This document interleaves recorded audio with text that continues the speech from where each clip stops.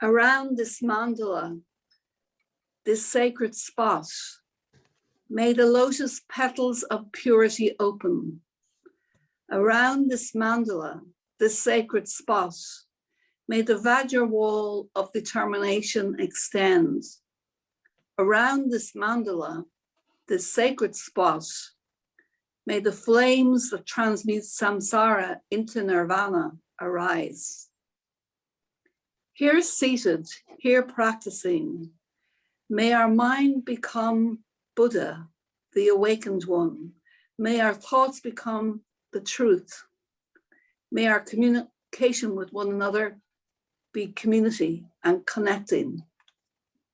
For the happiness of all beings, for the benefit of all beings, with body, speech, and mind, we dedicate this meeting.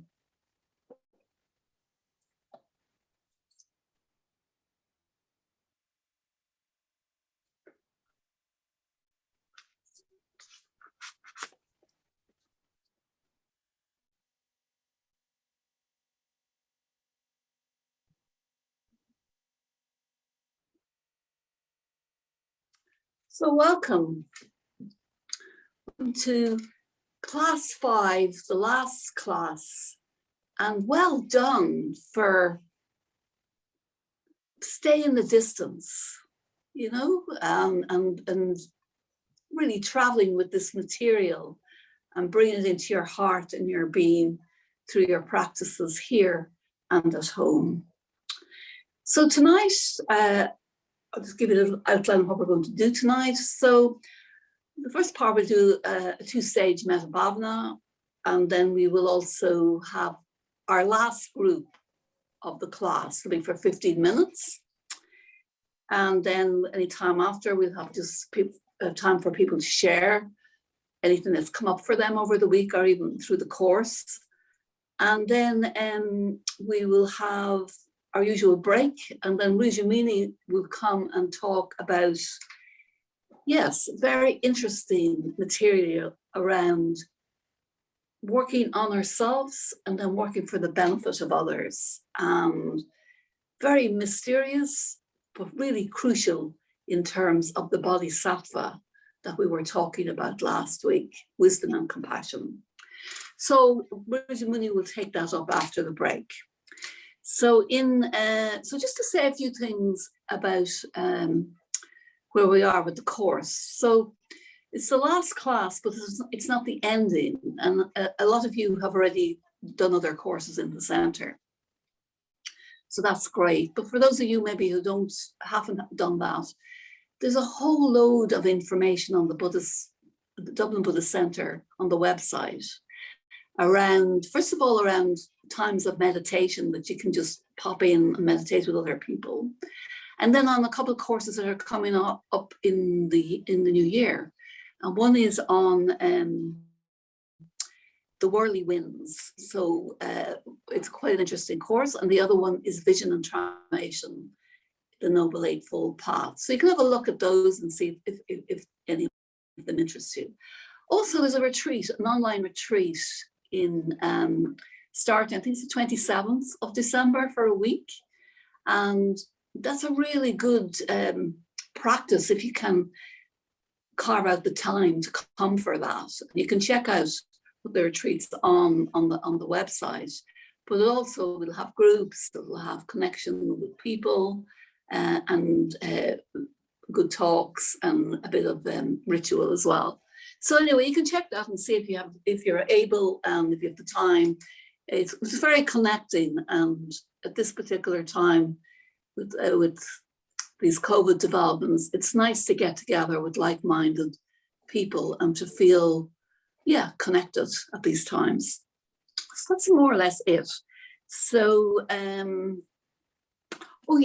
so if you want to share your email with the people of your groups or anyone else that's here,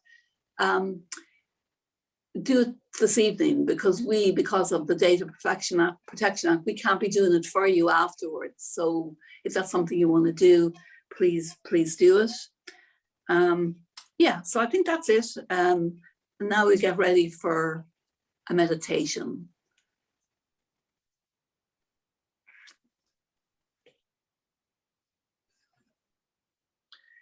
So the importance of setting your intention, which we've been talking a bit about over the weeks when you meditate. So, and part of setting your intention is making sure you're comfortable in your posture. You know, if we just slump back and then as we go into the meditation, you would find maybe with an ache and pain somewhere. So it's good to kind of just spend some time feeling, you know, the buttocks on the seat, feeling the shoulders dropping away from your ears, your feet firmly planted on the floor. And it's the surrender, this letting go and connecting with each other. And when you feel ready, you're closing your eyes, taking a few breaths in through the nose, out through the mouth.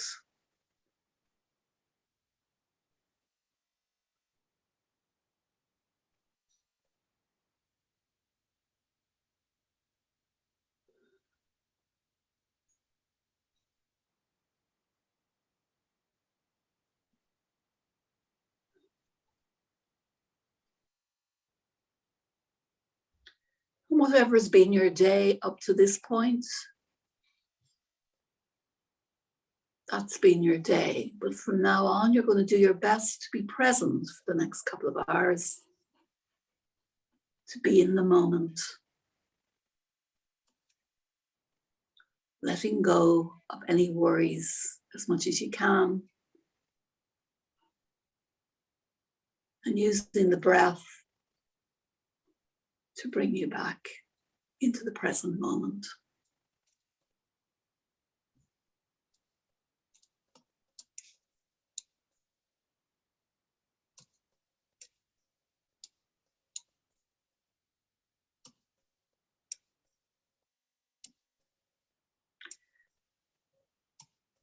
So we're going to do a 3-stage metta bhavana.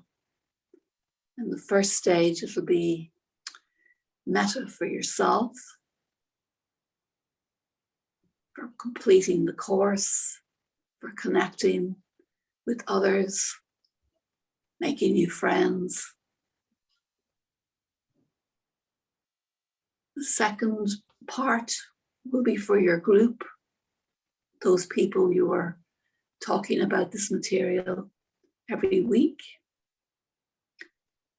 and hopefully made connections and started friendships. And then in the third stage, we move it all out to the larger group of us, and then to everybody, all beings. So setting your intention to do the metta bhavana, developing love and kindness.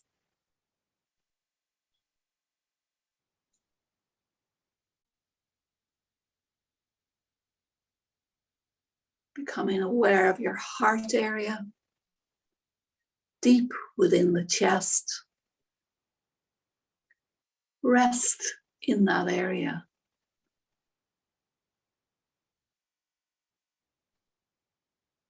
The warmth of the hearth. The warmth of the heart.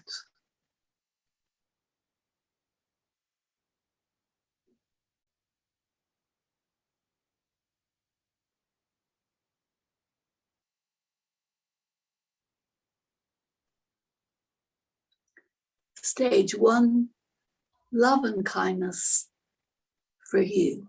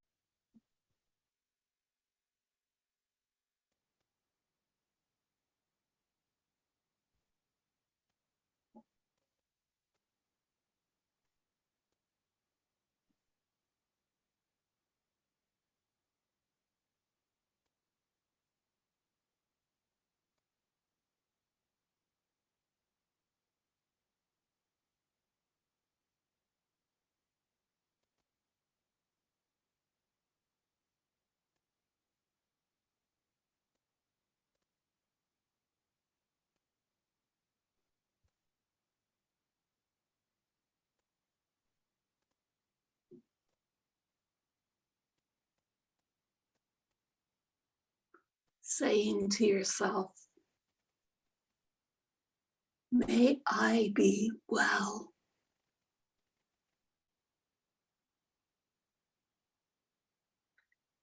May I be happy.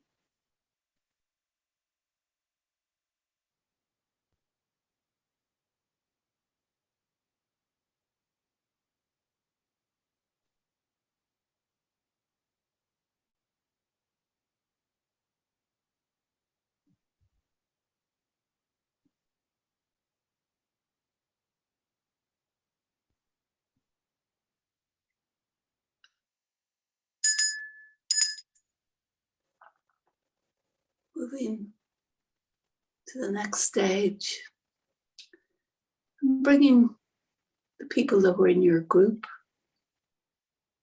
to mind and wishing them, may you be well, may you be happy.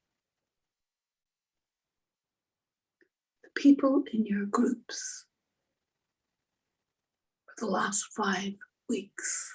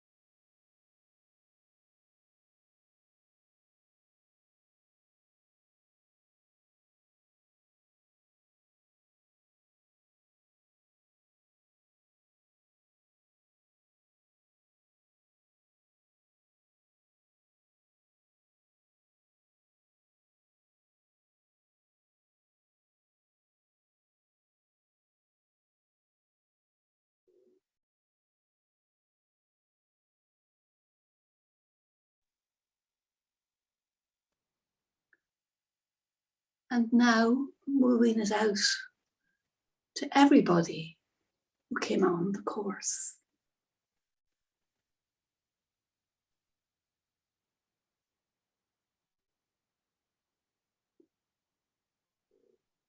May you be well. May you be happy.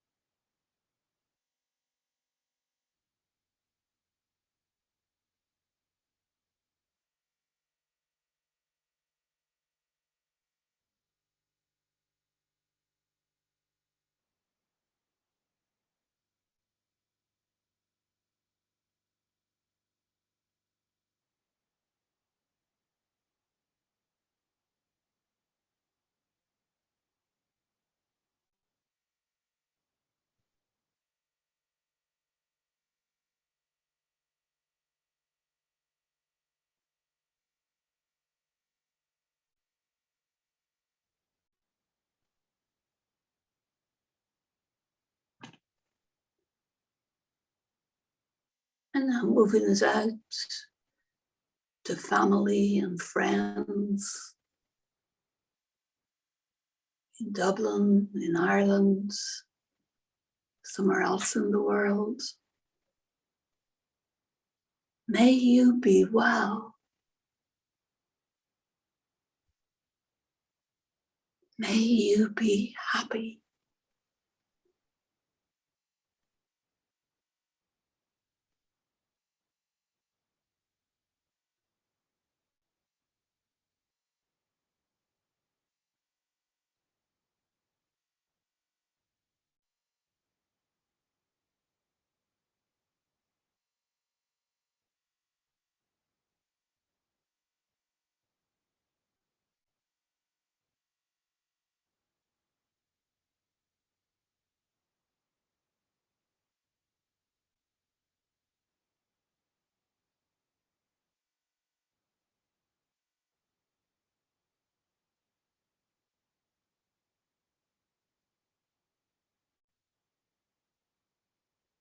May all beings be well. May all beings be happy. May all beings be free from suffering. Spreading it out to all beings.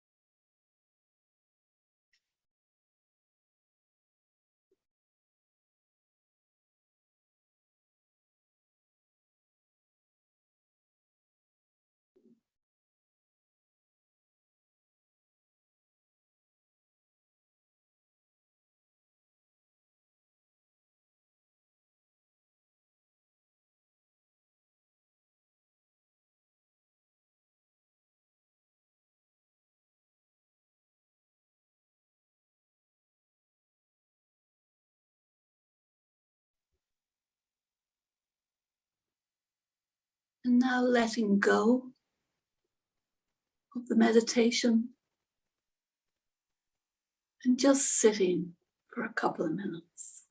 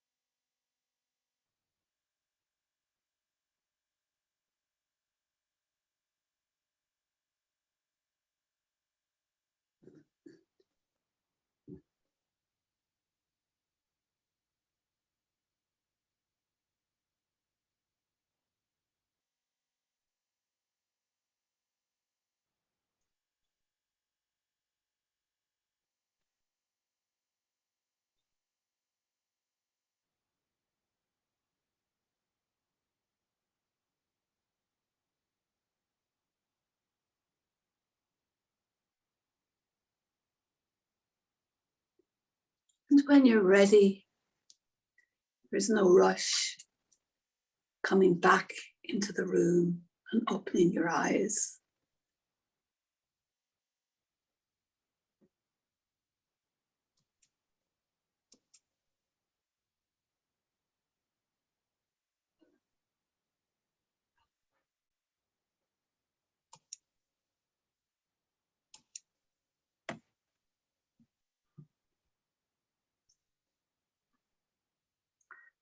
So we're going to go into the groups in a couple of minutes, but I'm just going to give you a few questions for your group. The first thing, Michael Lynn in group 3, I think. Michael's very sorry that he can't attend this evening, and he just wanted to let his group know that he's really enjoyed them, and he just couldn't attend, and he liked the course. So that's from Michael for his group. So we sent out last week a copy of a blank copy of a mandala that you could create of your own life. So it was some circles. I don't know if you got a chance to work with that, and if you did, what was it useful? Maybe you can discuss that in your group. How are you going with this mandala of your life? And then after that, what do you feel you're going to take away from the course, if anything? And what you might carry on maybe in your own practice. Could be that you're deepening your meditation or your love of study and more study around the Dharma. Indeed. So maybe Claire, if you can put up those 3 points in the chat box. So it's the blank mandala that we sent out. Was it useful? Anything else that came up from this material last week that you wanted to share with others in your group? What you're going to take away from the course? What might stay with you in any of this material, any of the study of the Dharma?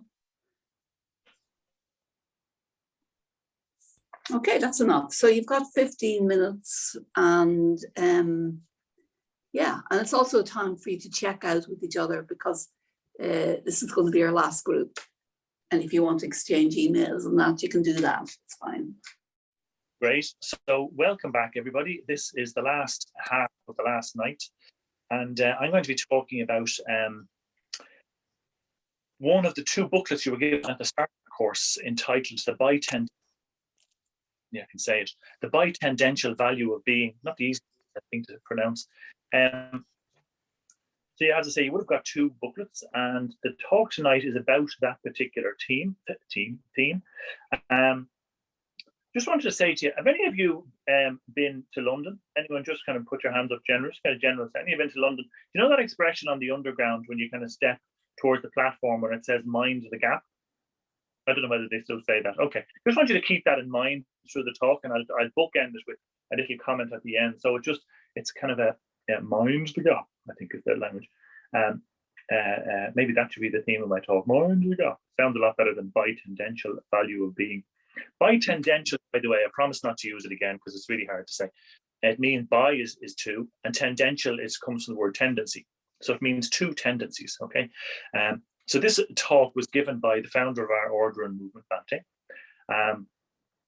And in the talk he is talking about us having 2 tendencies to our experience.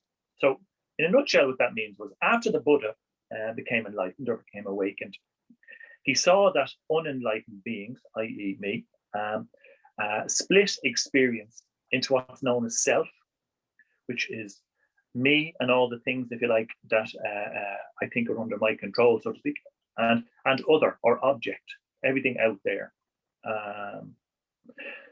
So every aspect of experience, I look out and I see people, I see things as separate to me.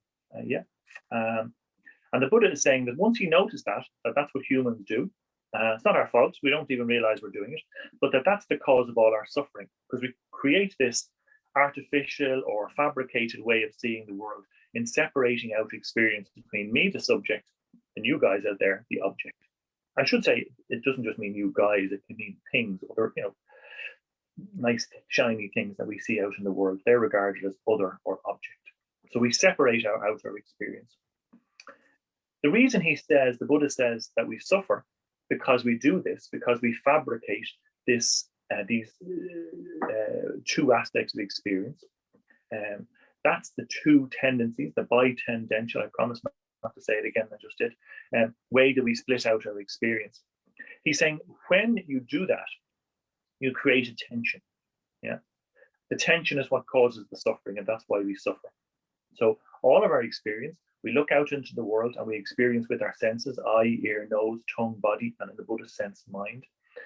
But let's just focus on the sight, that's an easier one. We look out onto the world and we see me here, we see an object over there. And what we do is when we create that distinction, when we create that separation, we have to either guard ourselves against the object or defend ourselves if we don't want it. Or what we do is we pull it into our experience because we like it. And that's where this whole idea of craving and aversion comes about. So we experience ourselves here, separate. We see something over there, we like it, so we move towards, we kind of pull it towards us. That's called craving, or we try and push it away. That's called aversion. So we do craving and we do aversion by creating this separation between self and object. Does that make sense? That in a nutshell, that's all Bhante is saying in the talk. Now, you might remember a couple of weeks ago I gave a talk about, well, a particular aspect of the talk. I was talking about the Greater Mandala, and I gave the example of when the founder of our movement, Bhante, was in Kalimpong in northeastern India, and he went for a walk one evening with a Nepalese friend of his, and they saw this beautiful pine tree. And they both saw the same tree, and they had two completely different experiences. Bhante just saw it and just rejoiced in its beauty and its marvelousness. And his Nepali friend took a more utilitarian or self-orientated view and went, wow, how much firewood would we get from that? Okay, so that's kind of a classic example of how, on the one hand, the Nepali guy created a sense of him, self, over there, object called tree. What can I get from this tree? Yeah, what utilitarian function can I get from the world out there? In this case, he saw it as an accumulation of firewood.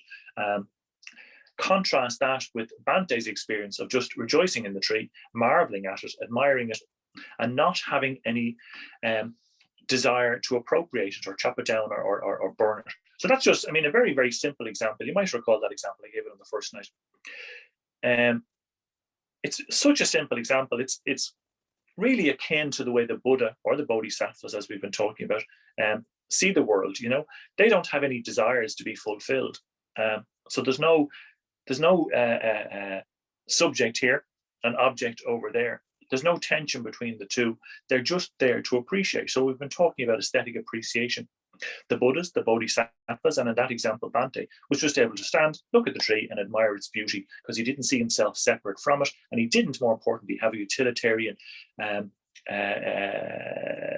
sense which attaches to the sense of self that I could get something from this. Okay, so that in a nutshell is the way Buddhas and Bodhisattvas see the world. They don't see that separation between self and with object. Okay. So let's just park that. So what, you're saying? So what? Okay. It's easy to listen to me saying that, and intellectually you probably understand it. I'm going to move into a little bit of a Q&A in a moment and see, are there practical examples in your life? But really, this idea can on the one hand be intellectually understood, but for you to have more than just an intellectual understanding, it needs to come from a kind of a deeper meditative seeing. That really what we do is we fabricate our experience by creating this distinction between self and object. Bhante in the talk went on to say that it's probably more helpful, rather than seeing it in such a stark way between me here and the object over there. He saw maybe a better way to see it would be that we have two poles to our experience. On the one hand, we have the pole that involves me and everything that's under my immediate control, everything that I own, my books and my iPad and you know, my clothing and my friends and my stuff. Let's just call it my stuff. That's one pole. And then on the other end of the pole, we have, which is the second pole, we have everything that's not mine. So everything that doesn't belong to me or that is in control of me, or sorry, that I'm not in control of. So it's other people, it's other people's things, other people's stuff, other people's families. I tend to agree it's more helpful to see that two pole example as a better way of kind of understanding this bitendential self and other way of viewing the world. And the reason it's more helpful is because if you see one end of the pole, you have me and my stuff, and over the other end of the pole, you have other people and other people's stuff. So there's a great big gap in between one and the other. But sometimes the gap isn't so polarized. That's where the word, you know, two poles, polarized. Sometimes there's a less of a gap. It's more attenuated. So in the case of the Buddha still had experiences.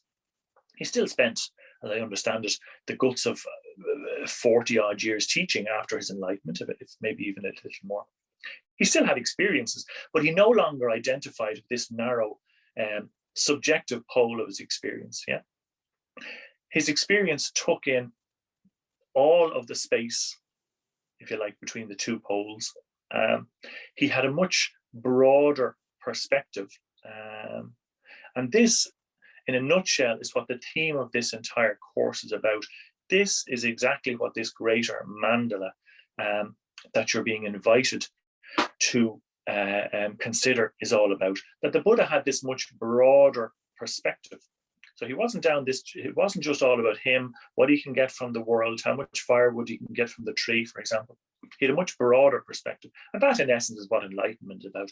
It's a mind that is clearer, illuminated, enlightened. It's a bigger perspective. It's not just a subjective perspective. It's not just a subjective perspective at one end of this pole.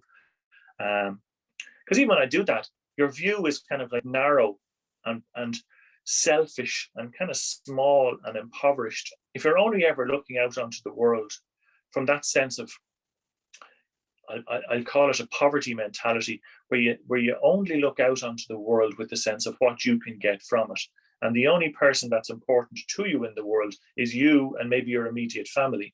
It's just a very narrow and small-minded way of seeing the world. So this greater mandala, this way of seeing the way the Buddhas and Bodhisattvas see, is a much broader perspective, because you start to take into account all these other people and all their stuff, and having a much healthier regard for them.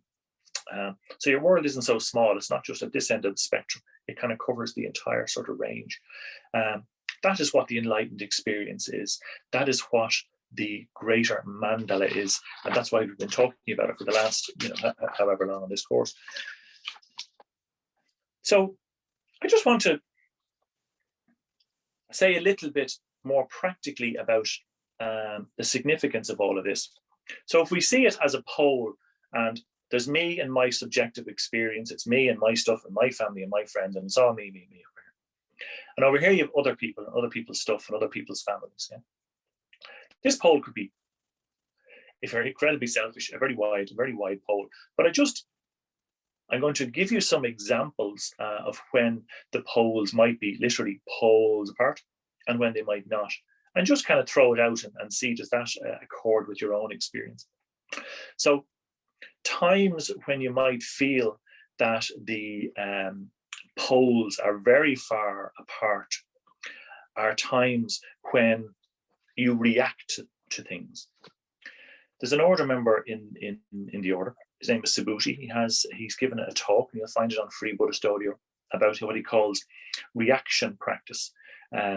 Noticing in your life, in your meditation, but probably as much, if not more so, off the meditative cushion.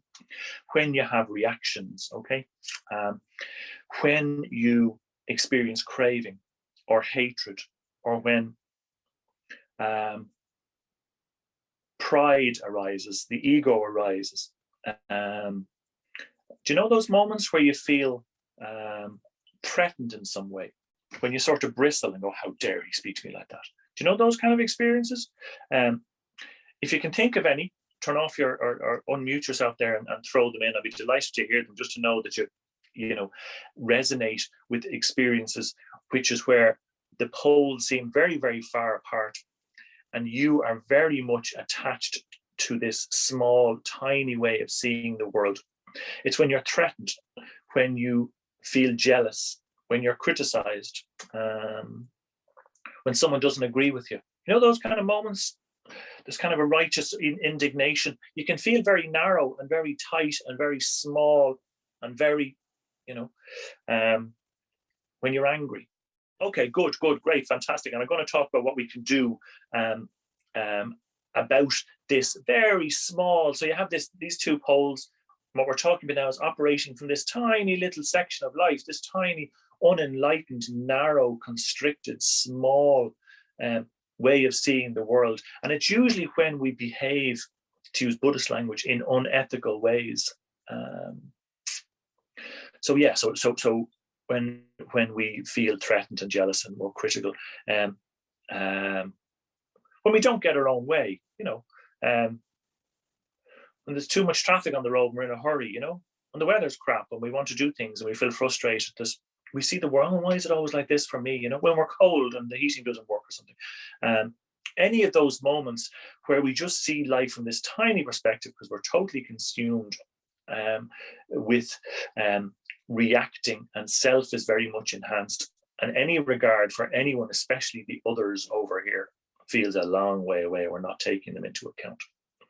The significance of this reaction practice, I should say, is when you notice those moments when you are reacting. Subhuti has this lovely expression that at that particular moment, if you can sit with and notice that particular reaction, it's like a borehole going deep down, instead of into the earth, but into your, I think he calls it raw egotism. It's like a pipeline that brings you right down to the center of that pride. I think the last of the fetters, if I'm not mistaken, to be broken upon gaining awakening or enlightenment is pride or conceit, manas, I think it's called. So it's the part of us that deep down is trying to preserve ourselves at all costs, and we notice that more when we react. So we have the poles. We have this tiny little realm of our experience when we're reacting.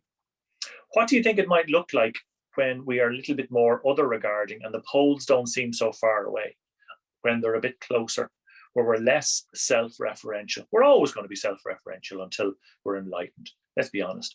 But can you think of examples where you're less self-referential and you're more other regarding, and the poles, if you like, become more and more attenuated and closer, so the gap isn't so wide? Can you think of any examples?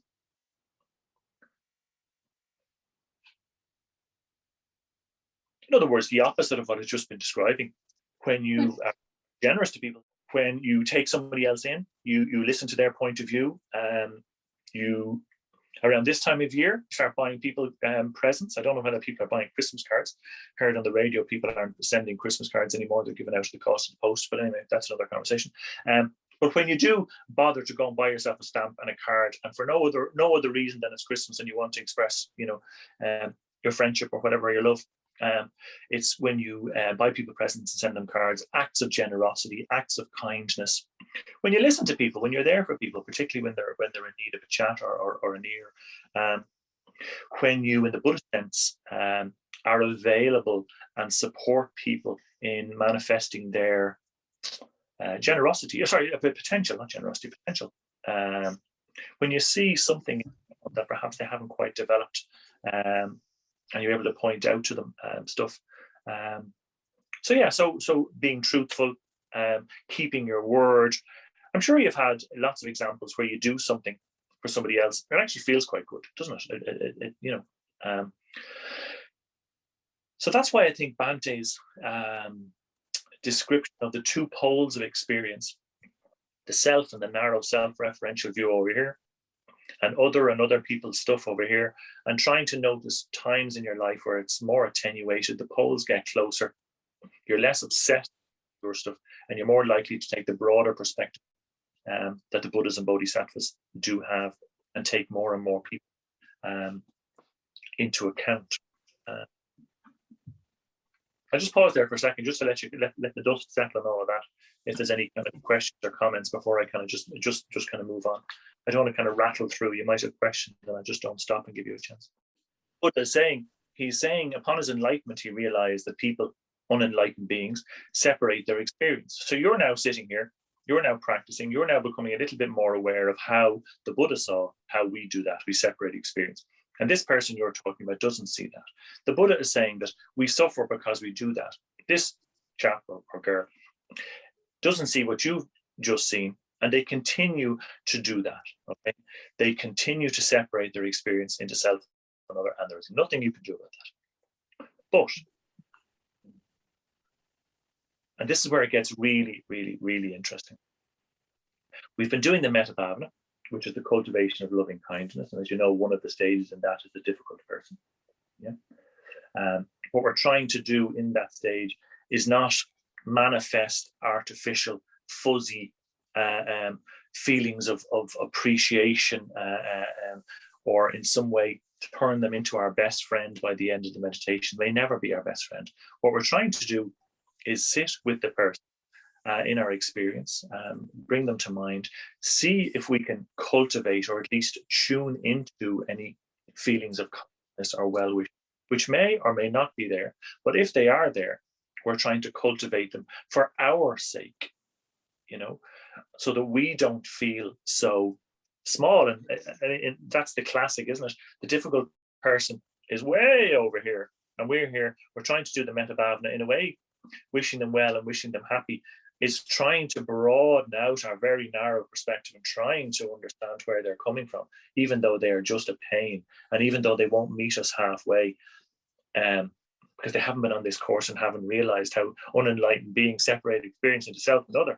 And that wouldn't help telling them about that either.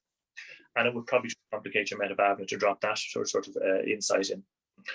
But you got to ask yourself the question with all of these things is, why are you so upset by this person? Let me add that is you doing more and more, if you like. There's a self-righteousness aspect to that, which is nearly the opposite of the metta we're trying to cultivate in a certain sort of way. So I think it's important to ask these questions. Why do I get so upset by this particular person or persons? For me, there's usually a queue of people. It's kind of, take a ticket and I'll see who turns up in my meditation tomorrow. So why am I getting so upset by this particular person? Now, there might be a psychological reason. Maybe they push a button. Maybe they remind me of someone. Maybe they think of someone who didn't treat you well when you were a child, or maybe they just push particular buttons that you might need to just do a little bit of therapy on, or get a bit familiar. You know that. So there's often reasons. Button pushing. There could be psychological reasons. You don't know what's going on with them. But on a deeper level below that, given that the Buddha is saying worldly beings, unenlightened beings, don't know, it's not their fault. They separate the world out into this self and other. Why, when I know that, am I making this thing with this difficult person so much about me? Why do I keep coming back to me? Okay. Why is there so much poor me? He doesn't understand me. Why doesn't he meet me halfway? Why doesn't he do what I do? This is constantly referring. This is constantly making this smaller. You're actually making the pole wider, because you're nearly blaming him, because the self is looking for a sense of, you're right. Sure, he's never going to, sure, Janie, man. All you're trying to do is fan the flames of your own sort of ego. So in a funny sort of way, it's not actually about him at all. You want him to do what you want done, because that just makes the sense of self inflated and reassured, and it kind of affirms the self-righteousness of it all. And in many ways, it's nothing about him at all. It's all about you. It's the crutch that you lean on rather than sitting with the reaction that I mentioned, sitting with being alert to this reaction, trying to feel it, trying to see why you're having it, trying to notice that this reaction is a borehole down to your own raw egotism, that this raw egotism, this thing called the self, is trying to protect itself, and that it's all only a construction at the end of the day. And we use the other person and how terrible they are and how ungenerous they are and how ungrateful they are and all the rest of it to avoid looking at the fact that we have this thing called yourself. If you break that down into the word yourself into yourself, you have this thing called self, and you're trying to protect and nourish it at all costs. And that keeps you at the opposite end of this polar experience and not having the broad perspective that the Buddha had. Okay. So yeah, on a certain level, it's not even about the person who betrayed you or upset you or whatever. The cause of the suffering is I don't mean you, Joy, but all of you, it's your self. Do you get it? This is the deepest cause of your suffering because you out the experience. But the Buddha is saying you can be free. You can be free from this. You can find freedom from yourself. In a funny way, that must be why they say that your worst enemy is often your best friend, because they're teaching you and giving you an opportunity to look at your reaction and that borehole down into the deepest recesses of your ego so you can transform it and not be so reactive. But that's kind of hard to accept, isn't it? Because it's easier to blame other people. So that's why we do. That's why I do that, and that's why we do that. So I'm inviting you to notice your reactions, to try and sit with the reactions, try and see them as manifestations of your self, trying to reassure itself, trying to separate out, between self and other. But within this pole, you might even say on one level, what we're trying to do is feel this. I'm talking here and you're listening, and it can get a little bit intellectual. We're just trying to, in our practice, when the course is over, trying to notice where the poles are more or less attenuated, or where the poles, the moments in your life, the behaviors that you have, where they become closer together, where you feel the world more whole. There's less me here and you out there. What can I get from everything that's out there? Operating more from a sense of abundance and not feeling threatened and protective. And as soon as you walk in your front door, it's what can I get from the world and bring it back like a squirrel? Bring it back, let's say the nest, but wherever a squirrel lives. And that's the experience Bante had in comparison to the Nepali friend. He just saw the beautiful pine tree and was able to admire and appreciate it. He didn't have to buy it, cure it, repair it, protect it, chop it into firewood, and all of that self-referential stuff. He was just able to admire the beauty of it. So I said at the beginning of the talk, had you ever been to London? I mentioned the expression on the underground, and mind the gap. What I'm going to invite you to do is not how they say it, mind the gap. What we're trying to do is we're trying to close the gap between the self and the other, because that's how the Buddha and Bodhisattvas see. And when you do close the gap, when there is less self-referentiality, there'll be more wisdom. And when there's more compassion. And they're the two aspects of the enlightened experience, wisdom and compassion. And you might say that's the whole of the Buddhist teaching, wisdom and compassion. They're the two limbs of the enlightenment experience.